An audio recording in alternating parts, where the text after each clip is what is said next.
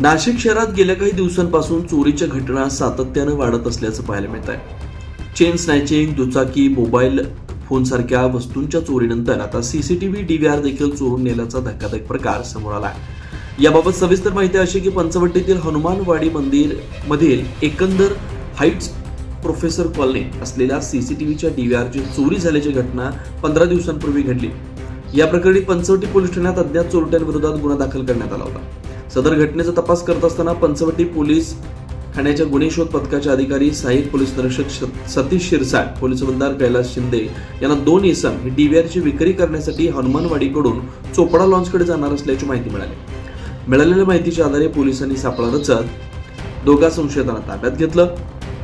समीर शाह, आसिम खान असं पोलिसांनी ताब्यात घेतलेल्या दोघा संशयितांची नाव आहे. पोलिसांनी त्यांची कसून चौकशी केली असता त्यांनी सदर DVRची चोरी केल्याची कबुली तसेच त्यांच्यावर याआधी पंचवटी पोलीस ठाण्यात विविध प्रकारचे गुन्हे दाखल असल्याचं देखील पोलीस तपासात समोर आलं. पुढील कारवाईसाठी त्यांना पंचवटी पोलीस ठाण्यात दाखल करण्यात आलंय. घटनेचा पुढील तपास पंचवटी पोलीस करतात. सदरची कारवाई सहाय्यक पोलीस आयुक्त शेखर देशमुख, वरिष्ठ पोलीस निरीक्षक राजेंद्र पाटील यांच्या मार्गदर्शनाखाली गुन्हे प्रकटीकरण शाखेचे अधिकारी, सहाय्यक पोलीस निरीक्षक सतीश शिरसाट, पोलीस हवालदार कैलास शिंदे, अमोल काळे यांच्या पथकाने केले. 9 न्यूज महाराष्ट्रासाठी प्रतिनिधी इसाक कुरेशी, नाशिक.